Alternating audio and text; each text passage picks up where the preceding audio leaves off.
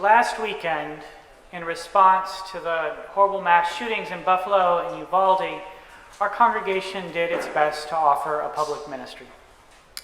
We took out an advertisement in the Houston Chronicle calling for the city to never again rent to the National Rifle Association. Around 24 of us gathered on Discovery Green with thousands of others to protest the NRA's convention.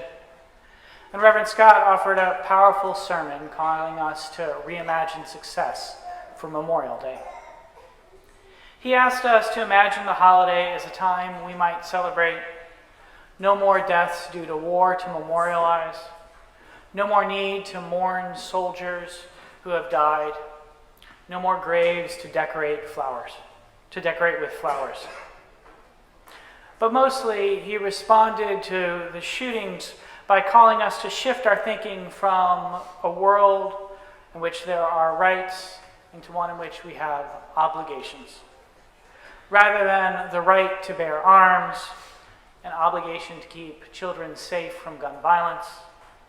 Rather than a right to own an AR-15, an obligation to create a country where mass shootings will never again occur. Right now, it seems difficult to imagine such a world. There have been at least 26 mass shootings since the one in Uvalde. 5 people dead in Tulsa, 2 dead in Ames, Iowa. On Monday, 2 dead in Philadelphia. On Friday, another 3. Last Sunday, here in Houston, right as Reverend Scott was giving his sermon in the first service, 4 injured. The list goes on. The ongoing violence is as heartbreaking as it is terrifying. And I know many of you who joined us last Sunday and who are joining us today were and are looking for a bit of hope, comfort, and solace in the midst of what I can only describe as madness. We are like a field of wild flowers, unpollinated, swaying against the wind. Today, of course, is Flower Communion, a Unitarian tradition for close to 100 years in Prague, where it originated, and then in Paris and Cambridge, Massachusetts, where it was first celebrated in the United States. It is a service that marks the transition from spring to summer. Dew sparkling, buds bursting, we await the drying day. The service itself might be thought of as a religious, collective objection to a world gone mad. We do not talk about it all that much, but much of 20th century Unitarianism was profoundly shaped by struggles against mass and political violence. The Unitarian, now Unitarian Universalist Service Committee, began operations as an effort to save leftist political refugees who were fleeing fascist Spain after the American Friends Service Committee refused to offer them aid. As Reverend Scott recounted earlier, the symbol the Service Committee adopted in its efforts to save people from Nazism and fascism, the flaming chalice, has become the symbol of our religious faith. The Flower Communion also came from this milieu. The first service in Prague was celebrated only a few months after the assassination of Czechoslovakia's Minister of Finance. In the wake of his death, a law was passed in that country greatly restricting freedom of speech, freedom of press, and freedom of association.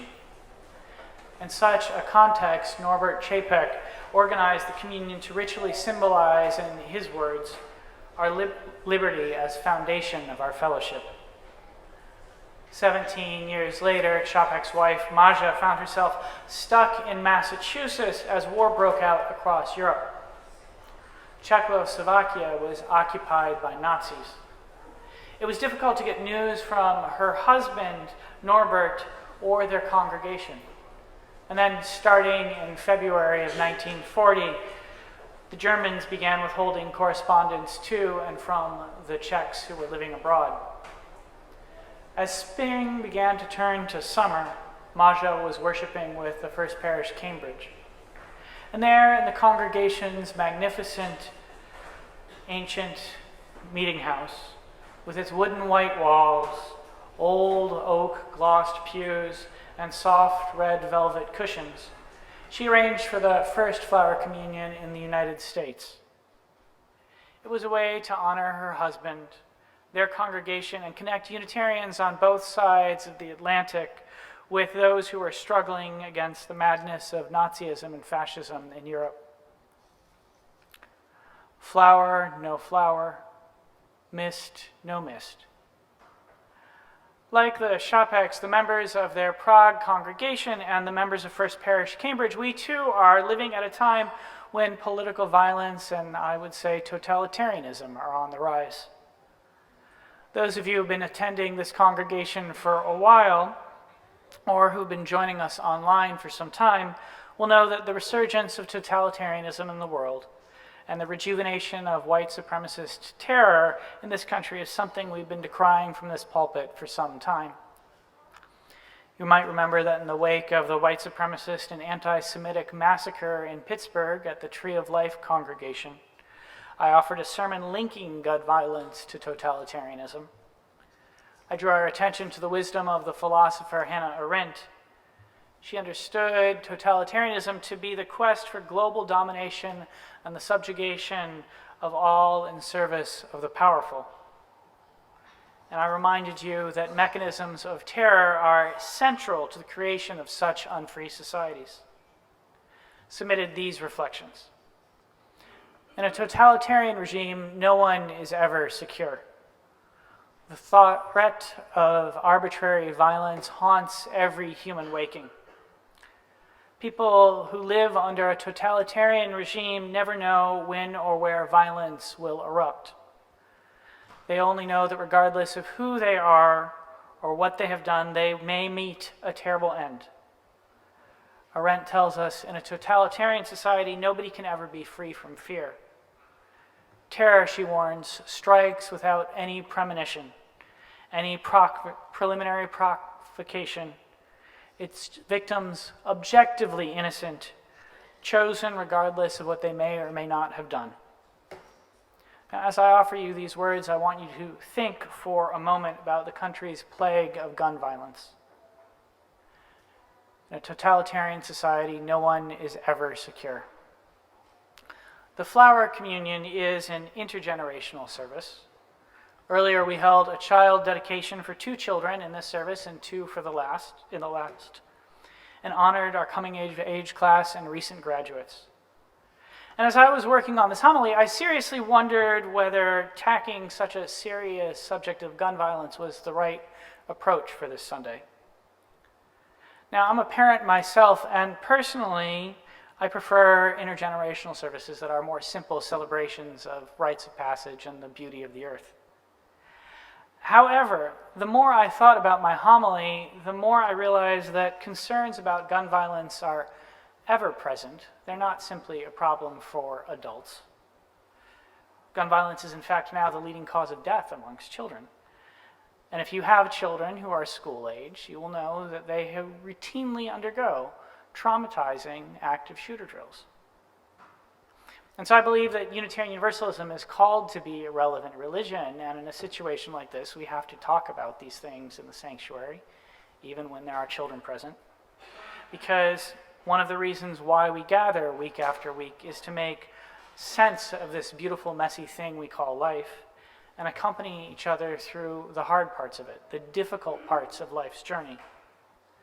And that effort at meaning-making, and active accompaniment is not something that needs to be extended or should only be extended to adults.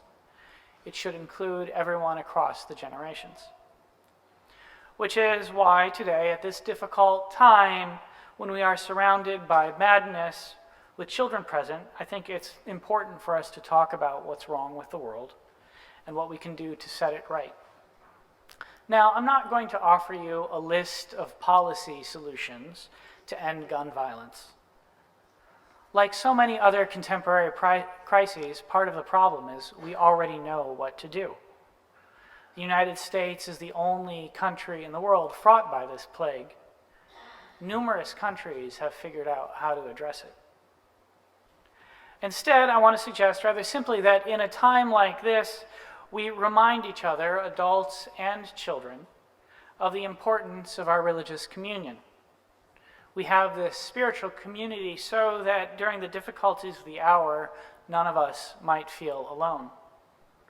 Totalitarian societies are built on atomizing individuals by tricking us into thinking that we suffer alone.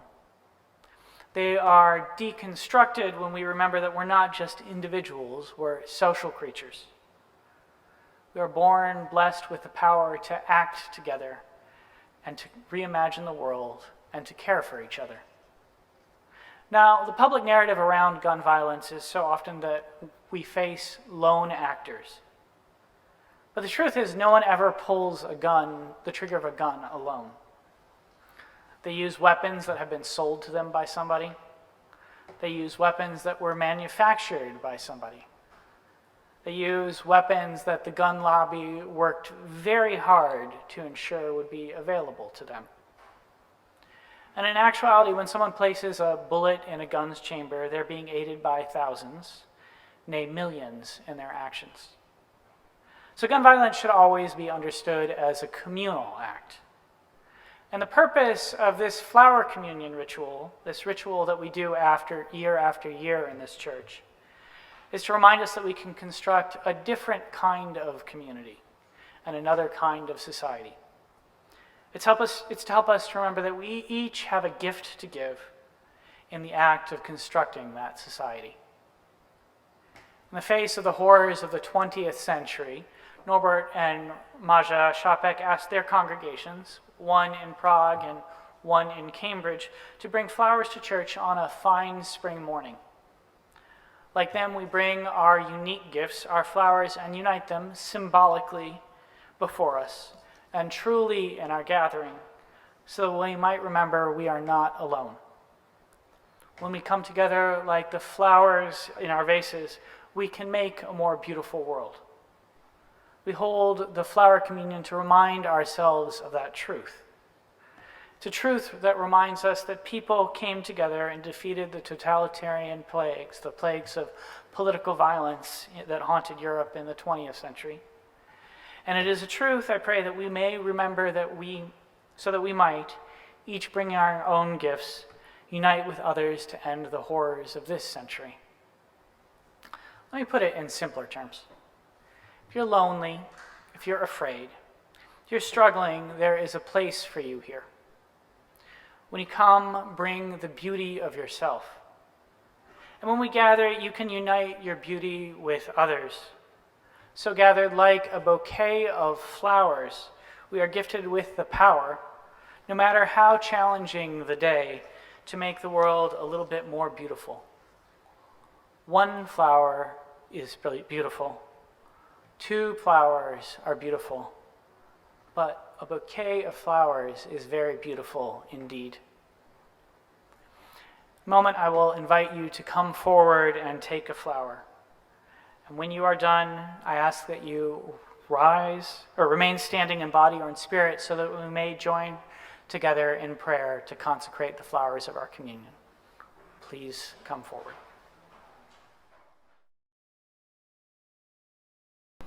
Please read with me the words to consecrate the flowers found in your order of service.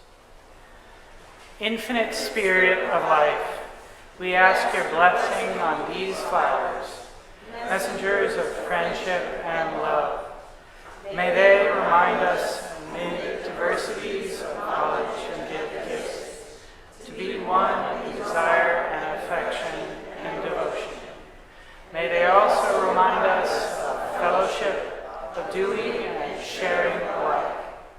May we cherish friendship as one of your most precious gifts. May we realize that whatever we do, great or small, the efforts of all of us are needed to do your work in this world. So may it be. Amen.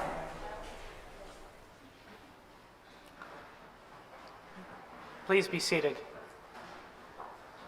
Now take your flowers home with you as a reminder of the gifts you bring, the gifts you leave with you, the beauty we can create together, and the power we have to create the world we dream about.